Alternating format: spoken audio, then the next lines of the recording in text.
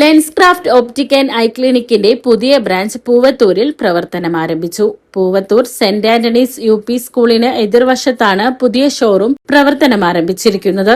VP Anshifa സ്ഥാപനത്തിന്റെ ഉദ്ഘാടനം നിർവഹിച്ചു.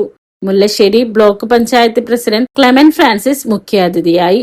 പഞ്ചായത്ത് അംഗം ഗീതു മനീഷ്, ഏകോപന സമിതി president TR Radhakrishnan, TT Sanjay, Jismi എന്നിവർ ചടങ്ങിൽ സംസാരിച്ചു.